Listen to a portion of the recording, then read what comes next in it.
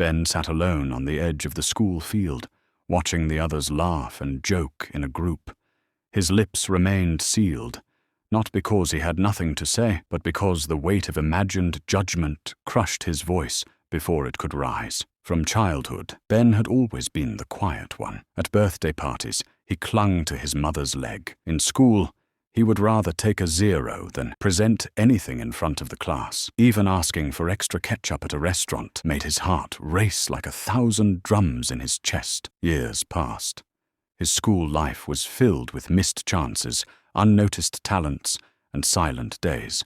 Teachers said, "Ben is smart but doesn't participate." Friends faded away because he was too quiet. At home, he drowned himself in books, video games, and dreams where he was someone else, confident, outgoing, fearless. But dreams fade with the morning sun. One weekend, his parents sent him to a small mountain town to spend time with his uncle. They hoped the break would help him, but Ben just brought his silence with him like a second skin. One morning, Ben went for a walk and stumbled upon a small monastery tucked into the trees. There, sitting by a stone path, was a monk feeding sparrows with a quiet smile. The monk noticed Ben's hesitant steps. "You walk like your feet are heavy with worry," the monk said gently. Ben gave a nervous laugh and looked down. "I just don't like talking." The monk chuckled softly. "Talking is easy. It's thinking about talking that's hard." Ben frowned. "I don't get it." The monk stood and walked beside him. "Come, let me tell you a story." They walked quietly for a while, until the monk said, "Once there was a boy who believed he was a ghost.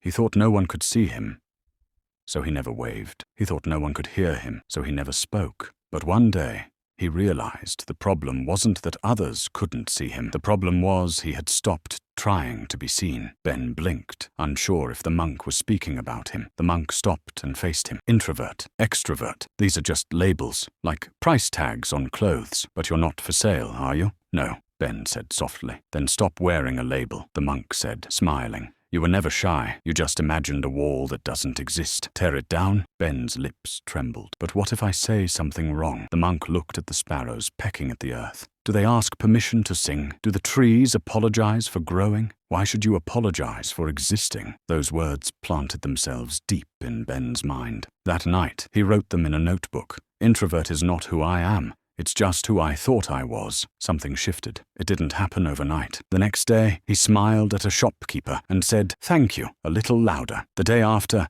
he asked a stranger for directions without rehearsing 10 times. Each act felt like climbing a mountain barefoot, but he did it. Back home, he joined a book club. The first few meetings he only listened, but slowly he began to speak up. Once, his voice cracked and everyone laughed, but not to mock him, just to share the moment. He didn't become the loudest in the room. He didn't need to, but he became the kind of person who could lead a team, express his thoughts, and lift others who were once like him. Years later, Ben became a motivational speaker.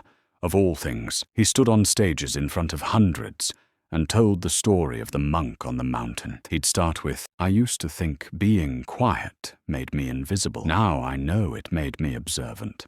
But I was never meant to stay silent forever." People came up to him with tears, saying, "You just described my life." He always smiled and replied, "That's because silence has many voices. You just have to find yours." Ben didn't kill his introversion. He embraced it, understood it, and stepped beyond it. Because sometimes, the only thing standing between who you are and who you want to be is just an idea you were too scared to question.